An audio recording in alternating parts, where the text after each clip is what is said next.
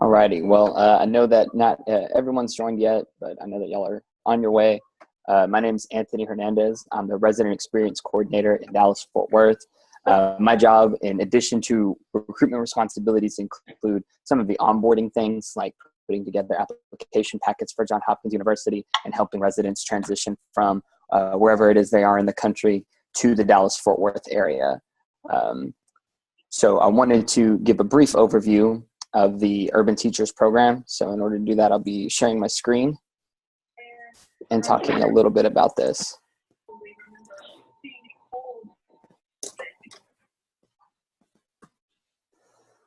All right, so Urban Teachers is a teacher preparation program, but there are a number of things that set us apart. The very first, I think, is our recruitment strategies and who we're looking for. So the applicants that we're looking for have a minimum 3.0 GPA with a 2.75 for outstanding candidates. We're looking for people who either have experience in STEM fields or in other related fields, high need areas, things like that. We're looking for results-oriented and reflective people who are always continuing to get better, because that's one of the values we have here at Urban Teachers. And you're committed to a 4-year program. Not all certification programs are like that. My certification program certainly was not. And had I have known about Urban Teachers when I was going through my certification program, they would have definitely been my first choice.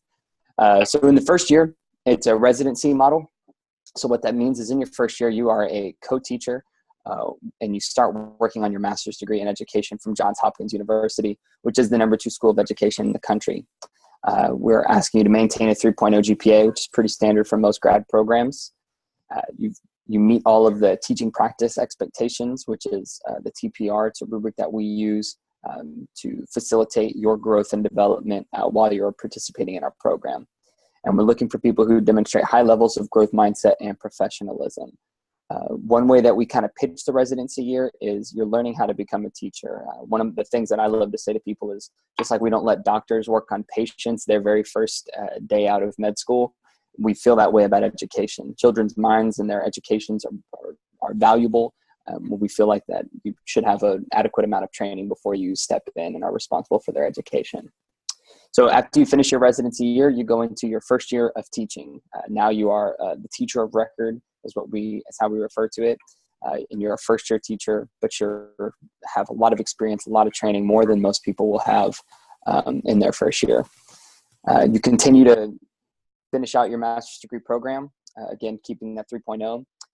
You are increasing your teacher practice expectations, so it's not good enough to be stagnant. We're always going to be challenging you to improve your practice and demonstrate high levels of growth mindset and professionalism yet again. After you finish the second year, you graduate from Hopkins with your master's degree. In year 3, we're finally looking at certification, so you earn your certification in licensing. In Texas specifically, we also license in special education and ESL certification. In Baltimore and DC, I know they do Your Content Plus special education.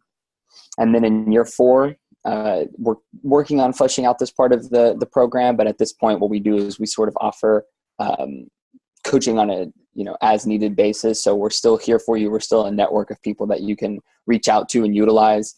And we will also start tapping you in for leadership opportunities at that point, maybe to look out for some of the first and second years who are going to be on your campus throughout that.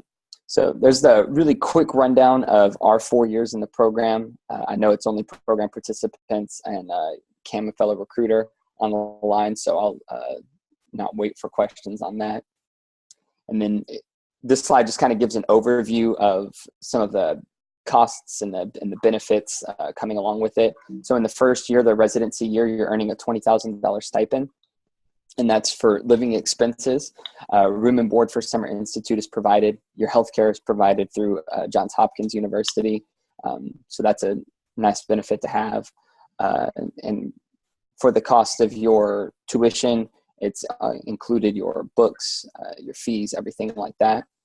You're going to receive a lot of coaching. It says 36 hours of one-on-one coaching. From what I've seen in the program, it's a lot more the coaching than that. I think that's just a baseline, but your coaches are going to be spending a lot more time with you than that. So at minimum, you're going to be seeing a teaching coach who's going to work with you for at least that long. And then obviously you're eligible for the Siegel AmeriCorps Education Award. It's typically worth right around $5,700. I know this year it's $5,815. So that's a great added incentive as well.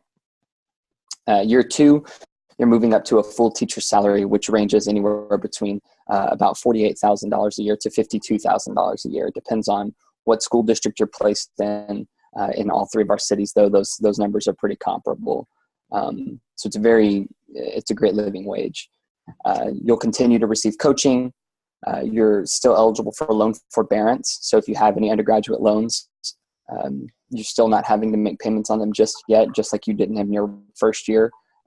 You're eligible for another Siegel AmeriCorps award, and then you're paid during that summer instruction period. So year 1, I'd say, it's very challenging. We're not shy about telling you that. It's an incredibly difficult year, but you definitely reap a lot of rewards starting as early as year 2, and then as year 3 and 4, when you have had the experience, you're earning a teacher's salary, you earn your Siegel AmeriCorps award, you have your master's degree.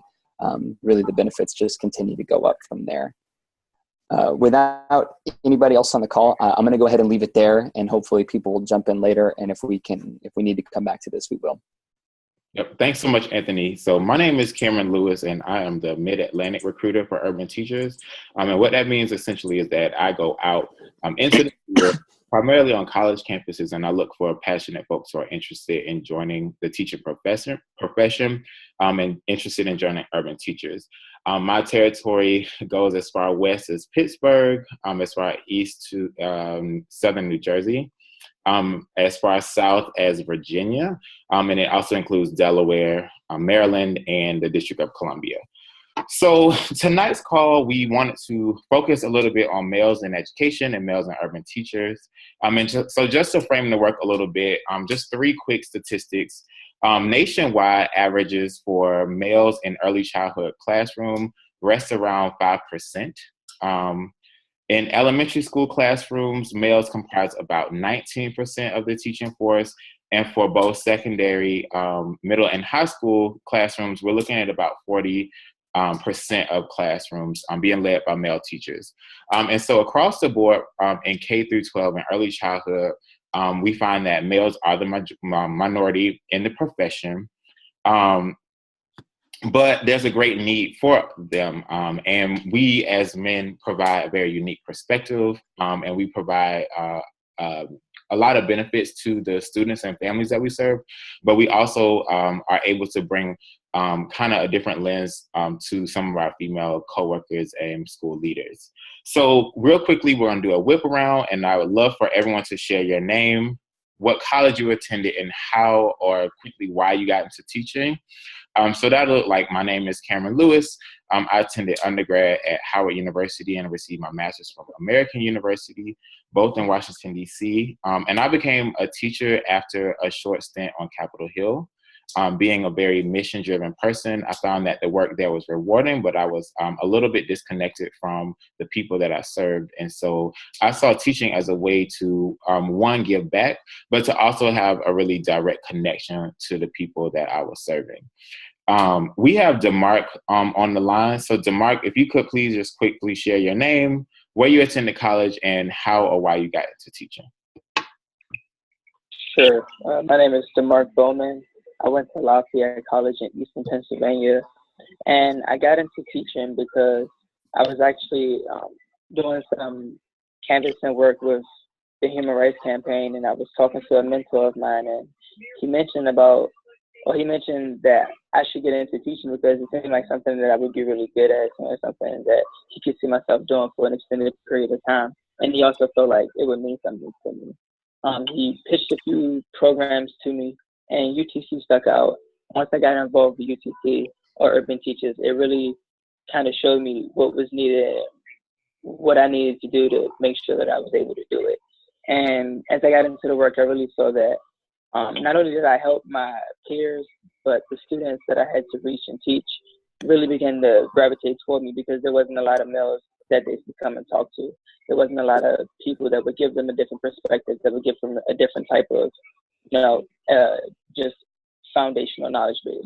So I was kind of there to fill a void, and I'm slowly but surely filling that void. Thanks so much. So can we go David and then Anthony? Hello, my name is David Jaramillo. I graduated from the University of California in Berkeley.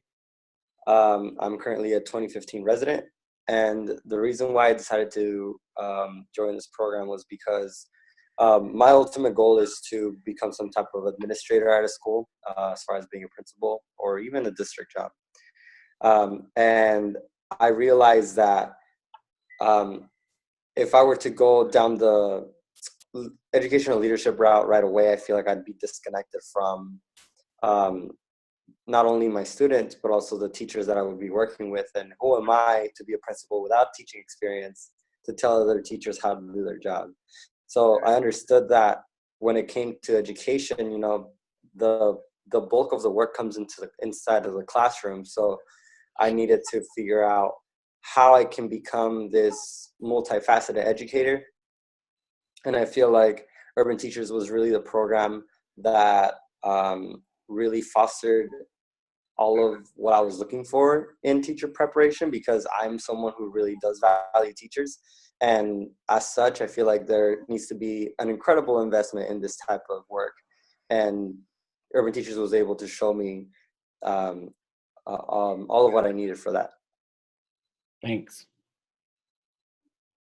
Anthony? So I'm Anthony Hernandez again. I went to Texas Christian University in Fort Worth, Texas.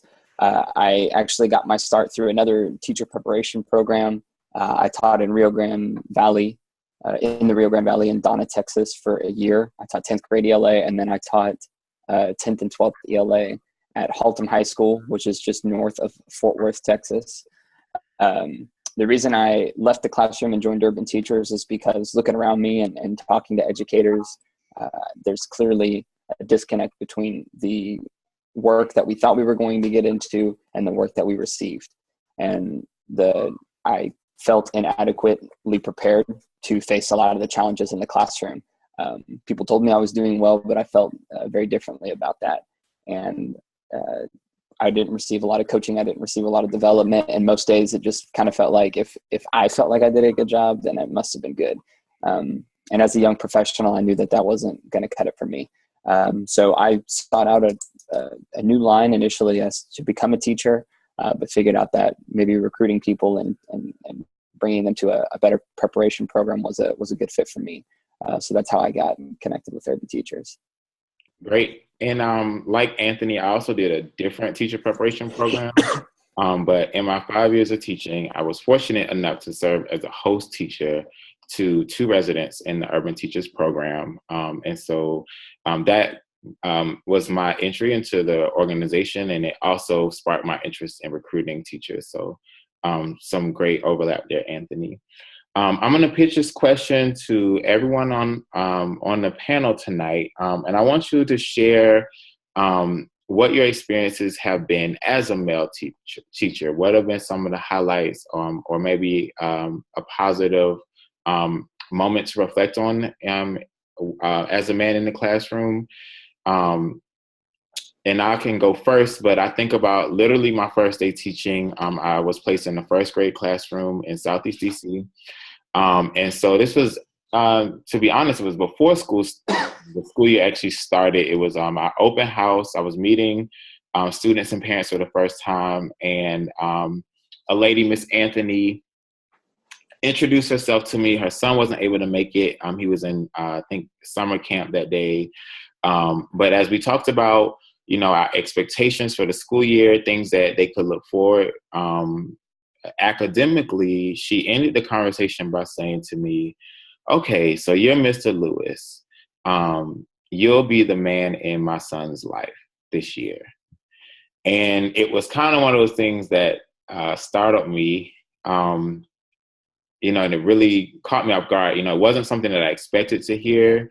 And at the same time, it was a level of responsibility that I wasn't sure I was prepared to handle. I was, just in my early 20s and, did not and still don't have any kids of my own. And, certainly wasn't thinking about that. But it was very apparent, up front that my role in the lives of the children and the families was much greater than just someone who's kind of delivering instruction.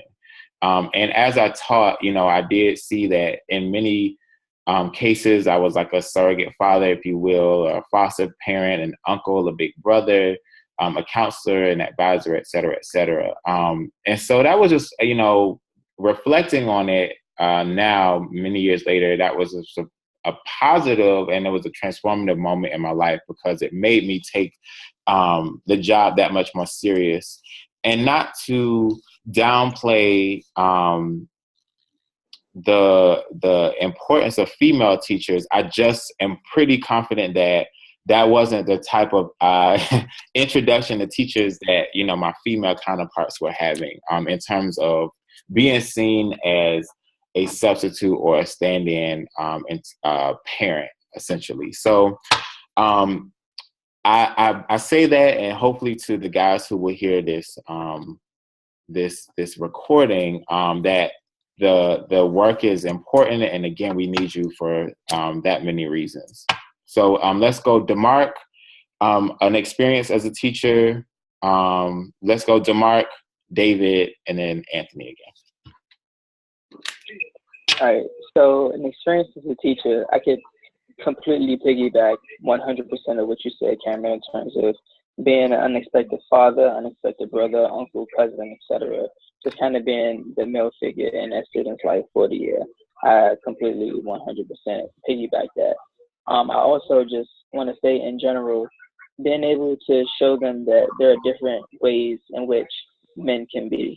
You know, a lot of times in the class, I might be silly, I might dance around, I might make my voice high, I might put on a funny voice, you know, I might be stern, I might be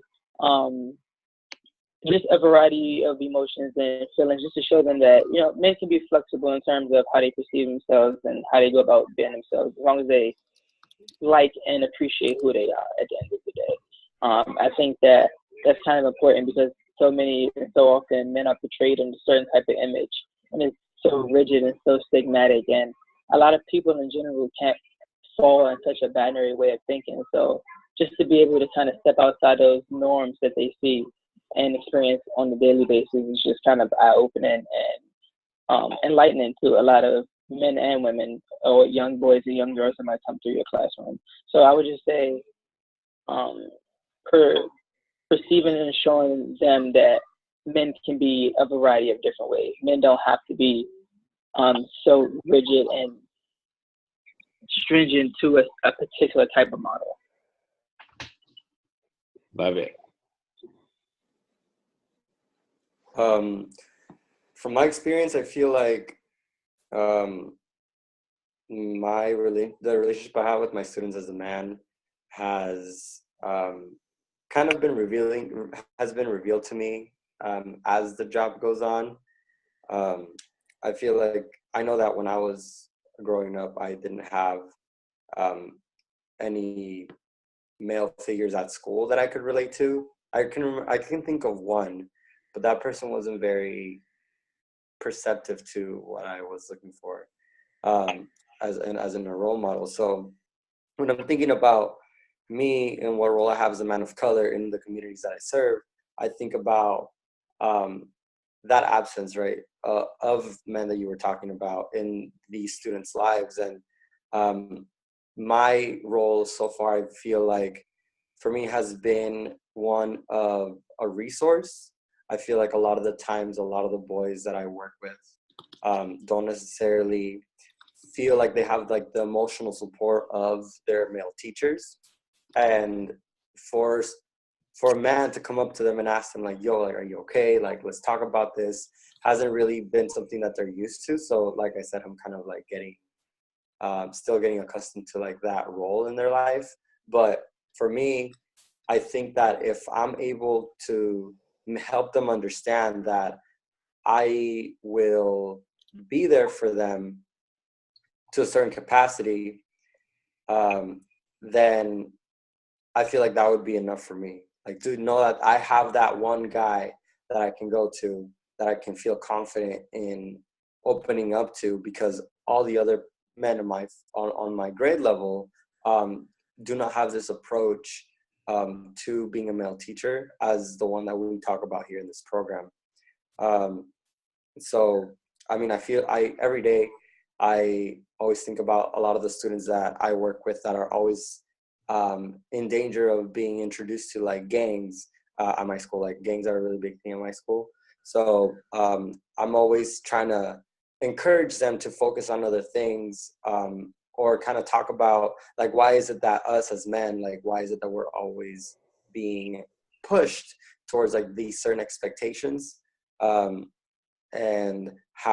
what they can do to combat them, pretty much. And then on a whole nother layer is just also like, as a queer man of color, like, how is it that these young boys who do not fit this general male stereotype feel about their own masculinity, and how do they grow up into their sexuality or whatever that may be? I work with 8th graders, so that is like the time that they're trying to figure that stuff out. So for me, it's been really good to be able to talk about those type of things with my students, and also helping them understand that, you know, that this type of identity exists, and that if they somehow identify with it, then it's okay to be that. Okay. For me, I had a very rare instance in both of my schools that I worked at. I worked at the charter school that I worked at. I was a part of an all-male grade team. We don't know how it happened, but it happened. So they had a male chemistry teacher, male geography teacher, male math teacher, and myself, a male English teacher. And what I really valued there was, here was this, you know, group of about 110 kids at a charter school who now had 4 different ways to, you know, 4 different guys to follow as far as like what they were looking for in a mentor, you know. And for our young ladies, like they definitely kind of found who they liked in that as well. And I think they perceived a lot of us as like a big brother, or kind of like as a mentor figure. But for the gentlemen especially, it was really great to see them say like, you know, it was in South Texas. So there was, you know, a Mexican national on our team. There was someone like me, who I'm half Mexican, I'm half white. My dad was from the Valley, but my mom was from Dallas, Fort Worth. You know, I grew up with Black women in my household. So I acted differently. I spoke differently. I thought differently than a lot of what they had seen. We had a guy from Tennessee on our grade team. So here were all of these, you know, kids who for the most part had seen a very one-dimensional upbringing, who had always known men in their lives to be pretty close to the same thing. So for us to have all been in that room together, I realized, we're in the hallway together, I guess I should say, you know, I started to realize like they started to see more and more faces like, man, I really identify with what he came from, or identify where he came from. And even when they didn't identify with us, they had that ability to say like, I respect, you know, Mr. H. Like for me, for example, like I respect Mr. H, but I don't want to be like Mr. H. Like I respect Mr. H, but I might be more apt to take advice from this other gentleman in my life than him. And I think that was really valuable, and it was really eye-opening, because I thought like, what if we're not all 4 here? What if, like you said, the statistics are 50% in a high school classrooms, you're going to be, you know, with female teachers. What happens if 2 of us aren't in that hallway? What happens to to those kids who are looking up to 2 other of those teachers in the hallway if they're no longer there? You know, that's a weird reality to think about. And then in the public school setting, again, I was incredibly fortunate. We had a great department, but we were again pretty 50-50 male female, but a very male dominated team in the English department. And again, you saw kids who it was from a working class neighborhood, and they're looking at us like, you guys care about poetry, you guys care about writing, you guys care about academics, you guys read in your free time, like who are you guys? Yeah. And once again, it was a guy from Philly, myself, you know, country boy from East Texas, and they all started to find themselves like kind of clinging to one or the other. So you know, it may not always be that you're the sole person in their life, but man, I know that for men to be in the classroom, it can certainly make a difference in adding that diversity and giving them a collection of guys to look at and say, okay, like I'm going to take what I learned from this one. I'm going to take what I learned from that one. And I'm going to put it into who I want to become. And I'm going to, just kind of sample what I like and put that together into the man I want to be. Great. So great responses. Sounds like we're talking a lot about diversity, inclusion, even some sensitivity training. So it's really great work that we're doing, guys, and I'm happy to hear that. Our last question for tonight is, what advice would you give to someone, particularly a male, who's interested in teaching and maybe joining Urban Teachers?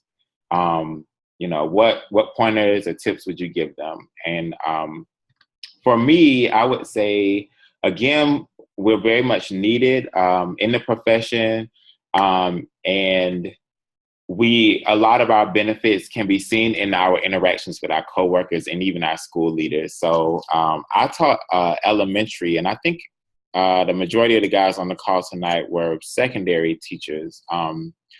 But the male perspective was so needed in elementary. In the younger grades, I'll never forget, we had a spirit week at our school, and they wanted the faculty and staff to wear pajamas one day to work. And, it was just one of those times where I had an opportunity to kind of speak up, talking about diversity and sensitivity training. But I, had to have a conversation with my two female principals to say, myself and the other males on the teaching team, don't feel comfortable wearing pajamas to school with, like 7-year-old children. And that's really inappropriate in a lot of ways. And I say that not to encourage everyone to be like rogue, carry the vanguard, but it's something that they never considered before. Like, as females in the profession, it never dawned on them that, this may be a line that's being crossed or even blurred. And so you'll find instances like that, but it's so needed, because if those are the type of practices that continue in schools, it makes the profession less attractive to other men who are interested. They're gonna shy away from it. So we need folks in the buildings, like David was saying, maybe in the district offices and headquarters, work in the superintendent's offices, to kind of bring those issues to light. Because if we see these deficits in the number of males leading classrooms, and we're trying hard in the recruitment efforts, we also have to make sure that from a programmatic standpoint, the types of things that we endorse as educators and schools are inclusive of male and female teaching staff. So advice to those who are interested, just know that there may be some uncomfortable situations, but it's your presence and your very thoughtful remarks that will help us move education in the direction that it should be, so that we can get more males into the classroom. So again, we'll do a quick whip around for the advice section. We'll go in the same order: DeMarc, David, and Anthony. I don't see any questions on the chat feature. So if there are none, then we'll go ahead and end the webinar after the last question. DeMarc. All right, so some advice that I would give any aspiring males who are trying to get into the profession is just that half the battle is showing up. A lot of the kids don't have males that show up every day. So being a consistent male role model just in their lives every day is going to make the world a difference. It might not sound like much, it might not seem like much, but just showing up and being there for them is going to be a lot. So if you think that you can just show up every day and be there for them and listen to them and support them and give them a high five or fist bump when they need it, then teaching might be for you. If you are the type that is very resilient, if you can take constructive criticism, if you don't mind growing, if you don't mind experiencing difficulty, if you don't mind conquering challenges, if you don't mind being emotional, if you don't mind being vulnerable, if you don't mind kind of putting yourself out there for the betterment of mankind, then teacher might be for you. And last but not least, if you think that you have something to share, whether it be a quote, a story, an experience, whatever it may be, if you think you have something to share that might change somebody's life, and being in front of a lot of children is the way that you can kind of get that message across, something positive, then teaching might be the profession for you. So those kind of my 3 things.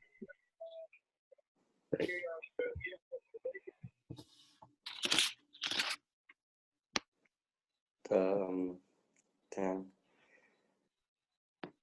I think for me, some advice is you gotta be sure you want it, for sure, because the last thing we want to do as men is to just be another person that leaves. I think that one of the biggest things I've seen, or that's kind of impacted me as a teacher, is how many other teachers leave. And I would not want that for any of our students.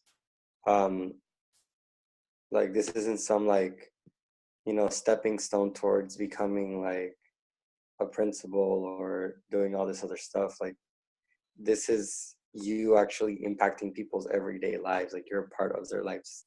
From the minute they step into your classroom for the very first time, like, you're going to become that pillar for them in one way or another. So if you are passionate about education, I'm not saying teaching is for everybody, I understand that. But if you want to go into education at some point, teaching has to be like the first step, and you got to tough it out, because not only is it hard, but it's also super rewarding. You learn so much. And I mean, at this moment, like, I can't think of any other place I'd rather be than here with the students I'm working with, or learning with the other teachers that I am privileged enough to be in a cohort with.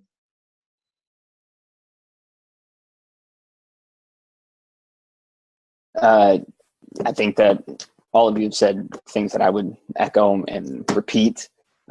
Know that you're going to be there, and know that you can stand on your own 2 feet. I mean, you're going to need help, and you're going to need guidance, and you're going to ask a lot of questions, and you're going to fail, which for men I know especially can be very difficult.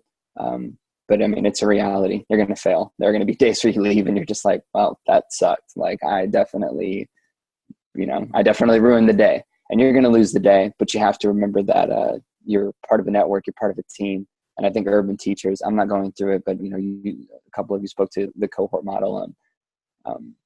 You have to be willing to take down the barrier and just be like, I messed up. How do I do better next time? Or take the advice and take the feedback from your coaches. If those people aren't there for you, seek them out, find them, find ways to get better every single day on your own. And that's from a professional standpoint. But even before you go in, I think that, David said, you better know that you want to do this. And I think that what comes with that is knowing very confidently what you value, who you are, and finding a way to kind of hone that and harness it and put it into effect in a classroom.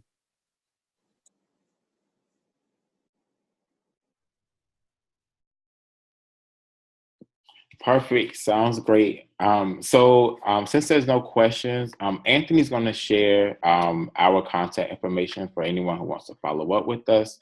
Of course, our website is urbanteachers.org, and you can find a lot of links on there on how to apply for our program. You can get resources and other webinars that are informative about our program and things you can look forward to.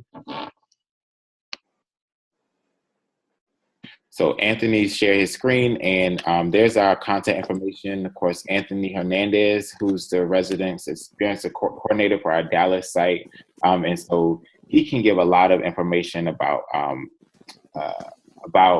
what the experience is like after joining the program. And then my information is there. Cameron Lewis. So our email addresses are just first.lastname@urbanteachers.org. So Anthony.Hernandez@urbanteachers.org and Cameron.Lewis@urbanteachers.org. We look forward to hearing from you all. And for those of you who are interested in teaching, we look forward to reviewing your applications. Thanks again, David and DeMarc. We hope everyone has a great night and a great week. Thanks, everybody. Bye, everyone. Have a good night. Good night.